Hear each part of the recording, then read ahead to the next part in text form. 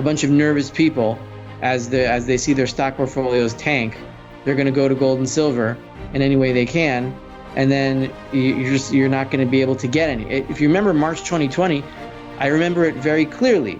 Like I went to coin shops and I'm like, okay, this is it. So I'm going to make a big order now, while silver is at like $12 or whatever, and I made a big order, and it said, well, you only get your order in like 6 months. so imagine that, but like 10 times worse. You only get your order in what, 5 or 6 years? What's that? What good's that going to do to you? Everyone's going to attack at the same time. This is Kaiser Johnson with Liberty and Finance, and this is the Miles Franklin Weekly Special for November 8th through 15th, 2022, while supplies last. This week we've secured a shipment of backdated silver maples, including full mint-sealed monster boxes from years prior to 2022, and they are available at $8.50 over spot. The silver maple, made by the Royal Canadian Mint, is 4/9 fine and was the first bullion coin minted to that exemplary purity. They are one of the most recognized bullion coins in the world and come in tubes of 25 and boxes of 500. Again, we have them at $8.50 over spot while this special lasts. Finally, the Canadian silver maple is IRA eligible, and if you'd like to learn more about a precious metals IRA, call us, and we'll be happy to help you in that process. Our number for all orders is 1-888-81-LIBERTY. That's 1-888-815-4237. And we're available after hours and on weekends, and we look forward to speaking with you. Welcome back to Liberty and Finance. We're glad to have this returning guest. Rafi Farber is the founder of The Endgame Investor.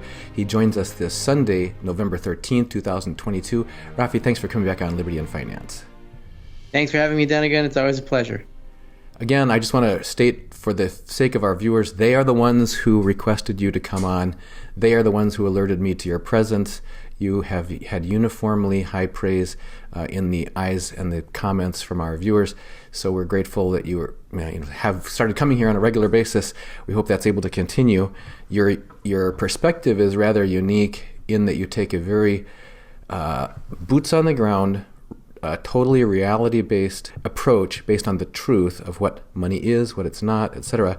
But you also have a spiritual dimension, and that's completely related to that grounding in the truth. It's got to be grounded in the truth. We have to be right with our Maker. So I wanted to talk with you first about something you've spoken widely about recently, and certainly been hot in the press of the financial independent media, and that's the physical inventories, particularly of gold and silver on the major exchanges, the COMEX and the LBMA. If you could let us know what you believe is happening there, and where we're at in that process, and what the trend is, and how long that trend can continue in the direction it's heading. Well, what's happening is what happens in any market where you have premiums in a different direction. You always follow the money. Commodities go where you get paid most for them, or any product goes for where the price is highest, which is why certain areas bid up prices of whatever, because they want more of it. So right now the prices are high in the physical stacker markets, in coins, because the premiums for a coin for 90% silver, for junk silver, I think is still around 45%, and they've come down from about 50 since I guess a week ago, 2 weeks ago, something like that. But it's still higher than 2008, the peak of the 2008 financial crisis.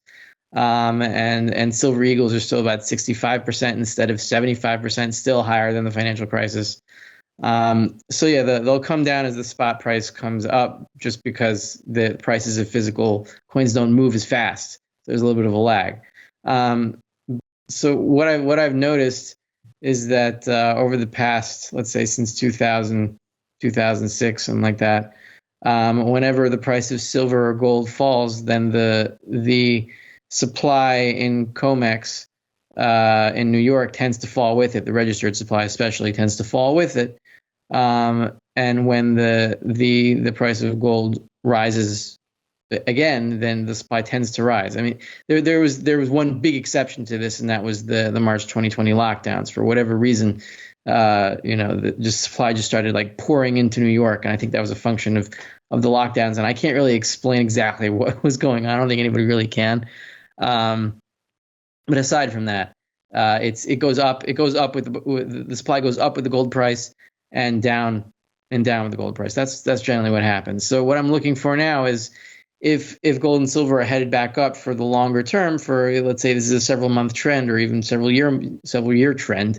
If we last that long in this monetary system, I don't think we will. But if we're on a trend, what's going to happen with the supply? Is it going to stay? Is it going to go higher, or is it going to stay lower? Meaning, are the stackers going to keep bidding up the physical prices so that the supply goes out of the big collections in New York and goes to the little tiny stacker vaults wherever they are in the world? So I'm looking at I'm interested to see where the supply goes now. And so far, it hasn't gone up as gold and silver have risen over the past 2 weeks. There's still drains coming out. Slower, but it's still happening. So I want to see that continue, and that means that the stackers are not, selling or trying to make a buck. They just keep buying. That's what I want to see. Well, we'll see if that's true. We don't know yet. We interviewed Jim Rawls, the founder of survivalblog.com, and the title of his interview, this was some time ago, was "We Are Living in the Age of Deception and Betrayal. Prepare accordingly, invest accordingly, relocate accordingly." So in that regards, people have been looking for some sign of justice, some sign that there is accountability on the part of decision makers that have been basically impacting people's financial lives through the destruction of their savings through inflation, etc., and increasing of risk through the derivative complex. Recently, there's been some stories around Sam Bankman-Fried, and people are criticizing him as being a new Madoff. But your position is that he's in some ways no different from all the other bankers. Can you elaborate on that? I mean, yeah, it's the same scheme over and over and over again. I mean, it's just called fractional reserve. Fractional reserve is when you take somebody's money and you say that he has all of it or he has a right to all of it, and then you take a fraction of it, usually 90% or something like that, and you loan it out to somebody else, and then you hope that he doesn't take all of it, and if he calls on all of it, you'll take from somebody else and give it to him, and then tell the other guy that you have his stuff, and it becomes this game of hot potato. That's what fractional reserve is. So yeah, he had leverage, which means he took his customers' funds, assuming that they wouldn't all call for a withdrawal at the same time, and he bought stuff with it. Or, banks do the same thing. They just do it responsibly by taking whatever deposits they have from customers and lending it out for mortgages so people can buy homes. And then if they default, then everything falls. And then what do you got to do? I mean, they have the Fed print up all the money to buy all the mortgage-backed securities and give it give the cash to the bank so that everything's fine. So the only difference between that and Sam Bankman-Fried or Bernie Madoff is that he can't call on the Fed to bail him out. But if he could, what would be the difference between that and the TARP bailouts or any other bailouts that have happened, or the March 2020 bailout? It's all the same stuff. Just the answer is stop doing fractional reserve. And if people want to take their deposits and invest them, then allow them to do that on their own decision. And the bank wants to split the profits or the losses on that, fine, do that, but work it out with your customer depositors. There's no problem with lending out somebody's money as long as he agrees to it. But the problem with fractional reserve is that everyone has to do it. You're forcing everyone into gambling with their own money and then having the Fed bail them out later. So why is everyone blaming Sam Bankman-Fried for doing that same thing? He has to do it because his competition is doing it. He can't be part of this business if he's not stealing. That's part of the business plan.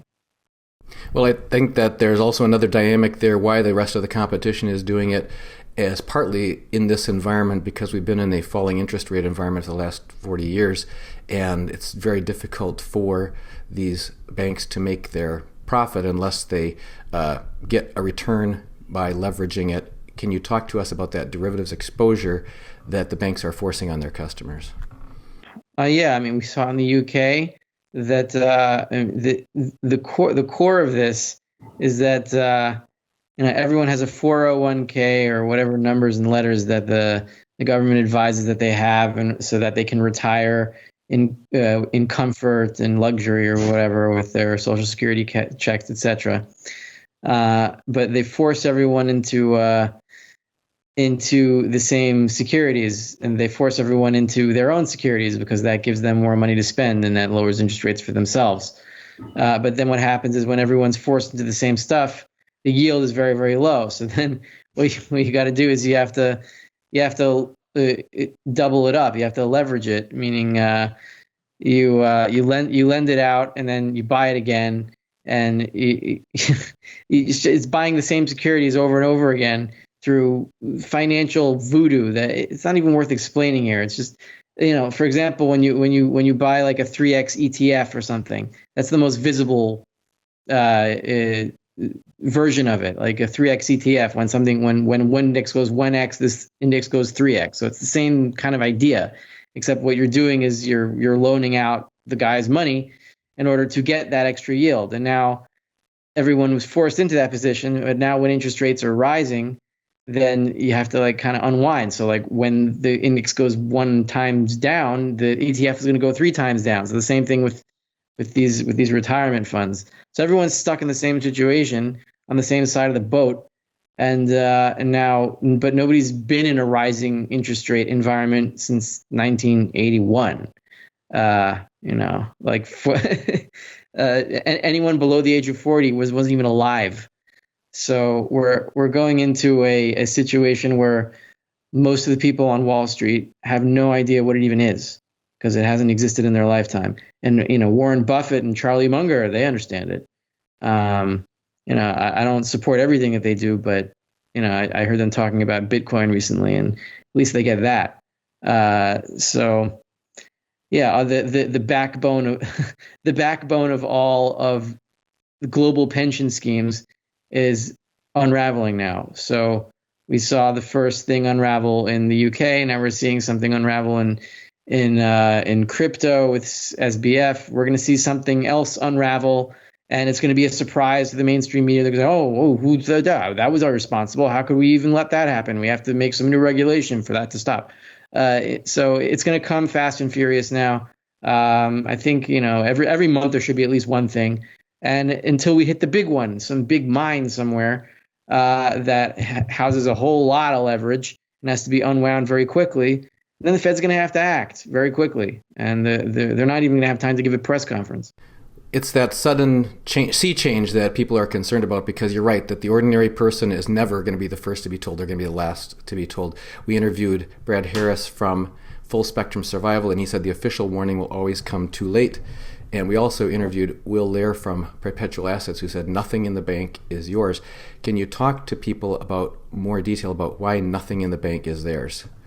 I think this was a case in the 19th century. Maybe it was in Britain. I remember Murray Rothbard writing about this, where it was like this big precedent set. One of the early bank runs in the 19th century, where I think the bank was sued.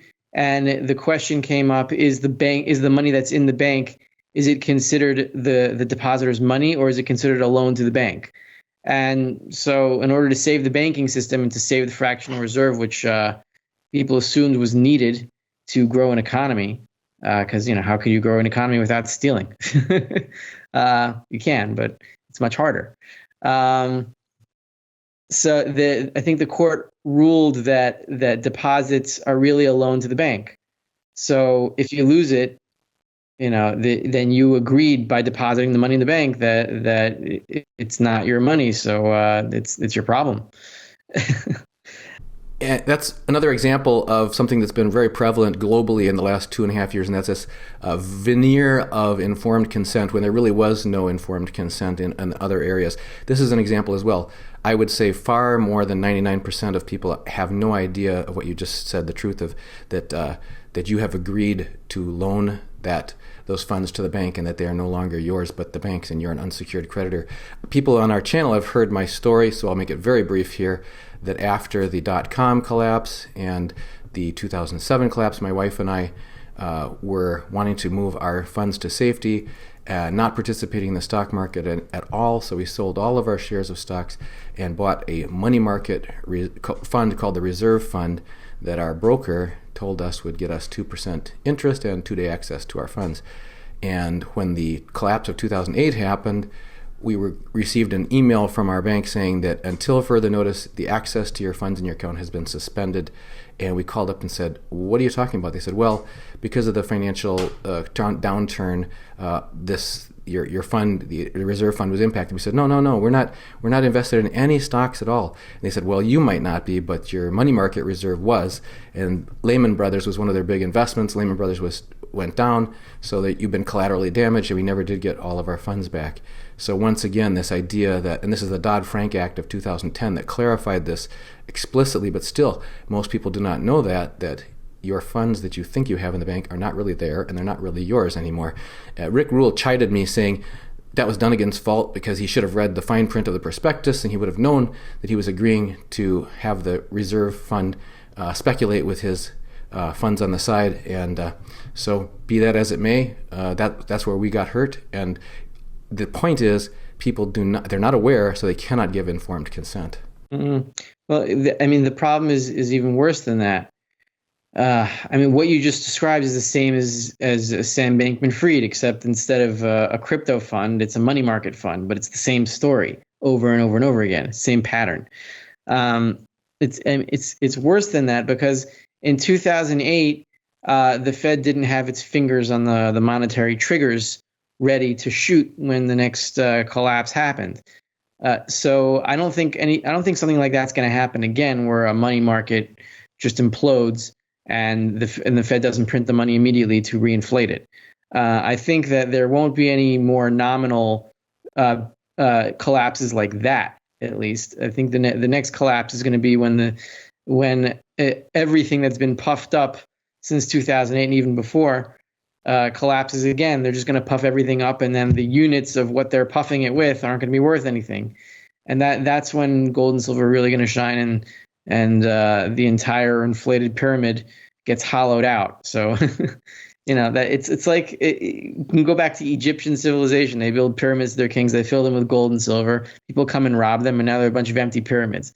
So, that was one of the first civilizations, and it's going to happen now. We build our giant financial pyramids, and then they get raided. I guess the gold and silver stackers are the pyramid raiders. You could call us that. We just don't want to be stuck in the pyramid. The premise that you just outlined, it talks about puffing up the derivatives complex with something that's worth nothing or soon will be. That's fiat currency. There's been a lot of talk recently about a new split between the East and the West, a Bretton Woods 2.0, a BRICS plus new commodity-based currency. Do you foresee basically a sea shift where the new BRICS plus currency may completely change this model, this paradigm of fiat currencies as we've come to know them? I think it's possible, but to tell you the truth, I don't really put my focus on what large governments are doing because I don't think that they lead anything. I think they follow. If you go back to how civilization develops and how government likes to take responsibility for every advance in human civilization, they'll say, "Oh, why did child labor stop?" For example, because we instituted laws that children can't be laborers. But really, child labor stopped because capital and labor became productive enough that children didn't have to work anymore. And then after that, they started passing these laws that you can't employ child labor, and they're we did it. They didn't do it. They just took credit for it. So I think it's going to be the same thing here. I think wherever the market, and by the market I mean the public, I mean the people that don't understand. People that do not understand monetary economics at all. They're just trying to save themselves. Those are the people that are going to lead the revolution. Because what are they going to do? They're going to be the ones that dump currency in the streets to get whatever they can on the most basic level: food, shelter, basic necessities. They're going to be spending just in the local strip malls or whatever they are. That's what's going to lead to a monetary reset, not anything from the BRICS. And when the dollar collapses, or when it's very close to collapse, it's very possible that the BRICS could see read the writing on the wall and say, "Look, gold and silver are going crazy. We're having these reports of people trading coins in back alleys or whatever to get their basic necessities. So we may as well move to a gold and silver currency now and take the rest of the dollar out, and we'll take credit for it. And then everyone will, oh yay, BRICS, they did it, they did, and then all the financial news is going to cover them, and and then we're going to have this new history where, one day the BRICS decided to upend the dollar and it was all them and they're going to be the new power in the world. And then it's going to be the Eastern Roman Empire instead of the Western Roman Empire that collapsed. And then Istanbul, Constantinople was going to take the credit for it. It's going to be the same story over again. But really, who was it? It was the people in the streets. That's a theme that Alistair MacLeod has brought up several times. He says people don't understand that rising prices are not a factor of price. They're a factor of abandoned hope in the value of the currency, and that it will be the people turning away from it and dumping the currency that will cause the demise of the currency. Now, certainly that's led toward that by official actions. Can you talk about some official actions that have already been taken that are leading to the demise of our currency before the people finally catch on and finally put an end to it? What legislative actions are leading to the demise of the currency? Or bank actions or Fed policy actions or... Well, it's more like the totality of everything that they are doing. The bailouts of 2020, giving everyone checks and telling them they couldn't work. That's all you got to know. I was listening to Neil Kashkari, the most dovish of Fed guy in the FOMC, and he had a softball question from one of the guys in the audience. I think he was in the University of South Dakota or something, and saying, "Do you think QE affects prices?" And he's like, "No, I don't think so. I think it's demand. When you have too much demand and not enough supply, that's what causes prices to rise. I don't think QE has anything to do with it." I'm not sure if he actually believes himself or if he's just saying that. It could be either. I think the guy's crazy. I'm not. It could be. But just look, when every currency that's ever collapsed, you see it's the same curve. It's the same curve. It's the exponential curve, and they try to get off of it. Every now and then, and when they try to get off of it, you have a financial collapse, and you got to go right back on the curve. So you just it's the same with the money supply now. The money supply is now it's now slowing down, right? There's no more expansion in the money supply, at least not since April, May, or something like that. So a pyramid that survives by growing and growing and growing, when you stop growing, then the pyramid will fall over eventually, very soon, and then they'll have to print again. So what's the Fed doing? What is the Fed doing that caused the 2008 financial collapse? They stopped printing, and then there was a collapse. So what are they doing now? They have basically stopped printing, and it's going to cause another collapse. And when it does, they're going to go vertical again. And so the question is, how vertical are they going to go? Because people in 2008 thought that was vertical, but it wasn't. In 2020, I thought maybe this is it. Is this it? It started to go vertical and then it stopped again. Is this one going to be it? I think it will be. I don't see them being able to print. What was it? Last time it was like 3 trillion. So now it has to be like 5 times that. It's going to be 15 trillion or something like that. These numbers you can't even fathom them. And at a certain point, it's like people just give up. It's like, forget it. I'm getting out of the dollar. So yeah, I think it's months away at this point. I can't say exactly when.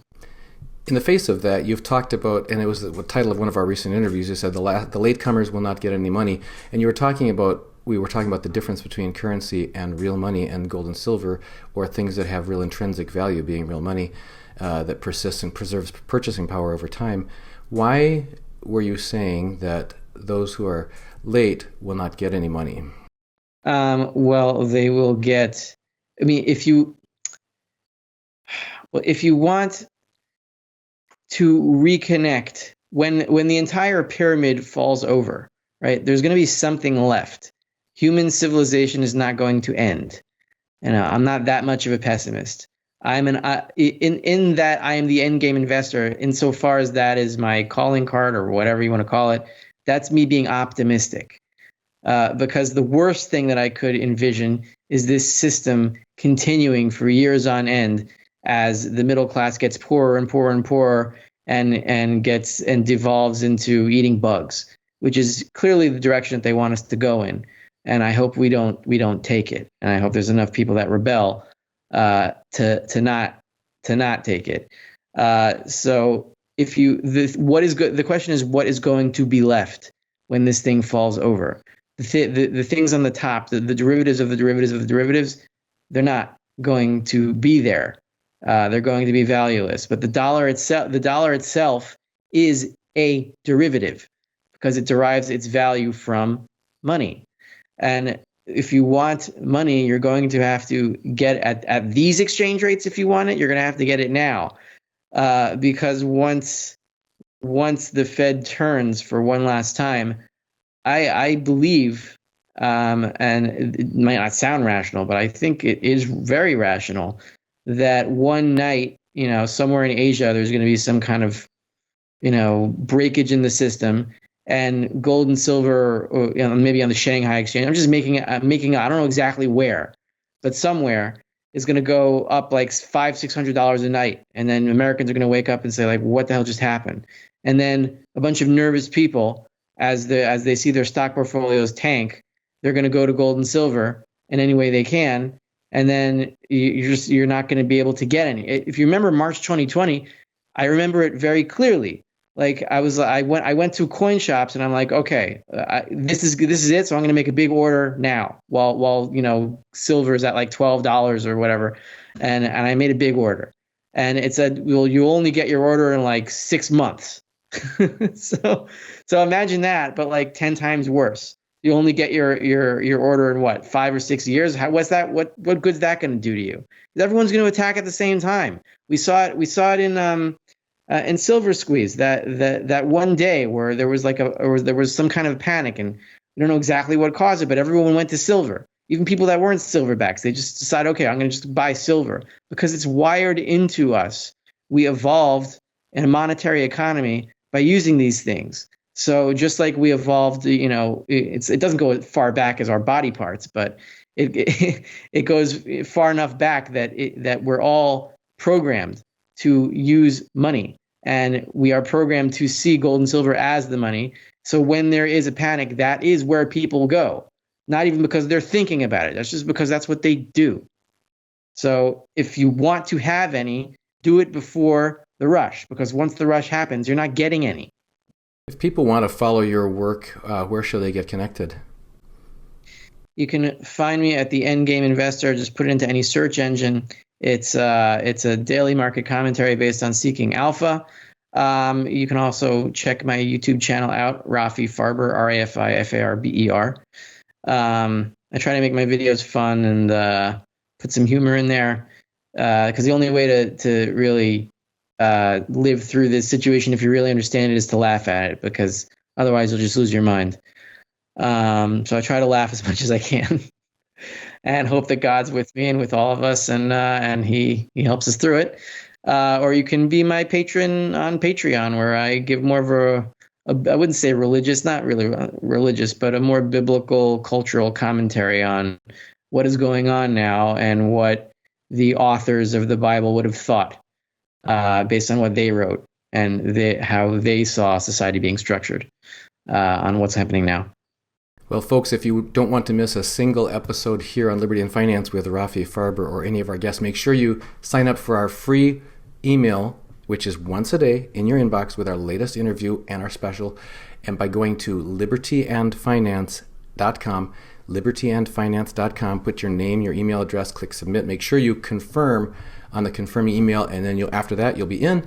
You'll receive one completely free email per day with our latest interviews with Rafi or any of our other guests. And Rafi, on behalf of all of our viewers, I just thank you here for joining us again on Liberty and Finance. Thanks, Dunnigan. I hope to be back soon. Miles Franklin Precious Metals is one of America's oldest and most trusted bullion dealers. Miles Franklin is A+ rated and accredited by the Better Business Bureau, licensed and bonded, and has 0 complaints ever registered.